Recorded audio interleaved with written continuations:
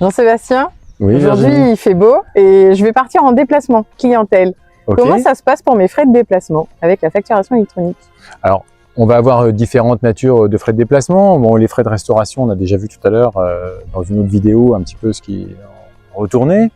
Maintenant, par exemple, on va avoir les frais d'hôtel. Voilà, il n'y a aucune dérogation. Les hôteliers devront émettre de la facture électronique et vous, en tant qu'entreprise, vous recevrez une facture électronique sur votre plateforme agréée, par exemple. D'accord.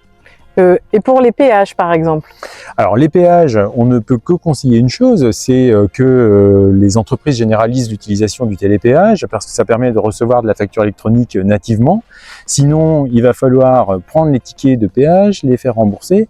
Et on rappelle que les versos des tickets de péage doivent être remplis en principe, hein, pour pouvoir donner le droit à récupération de la TVA. Donc la simplification veut que tout le monde, ou presque, prenne des télépéages dès lors que l'usage est régulier. D'accord.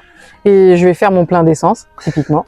Alors, plein d'essence, mais aussi, par exemple, parking, Oui. on va avoir les mêmes problématiques. Donc là, il n'y a aucune dérogation. En l'état actuel, hein, peut-être que ça va changer. Mais aujourd'hui, quand on va aller à la pompe à essence, il va falloir peut-être saisir sur le clavier son numéro de SIRET pour recevoir une facture électronique. Pareil sur un parking. Et là aussi, espérons que l'idée des QR codes qui permettront d'identifier les entreprises pourront sortir, qu'on puisse scanner un QR code sur la pompe à essence ou sur la borne de parking pour pouvoir recevoir une facture électronique sur sa plateforme agréée, comme l'ensemble des autres factures. Super. Merci à vous. Bon déplacement! Merci.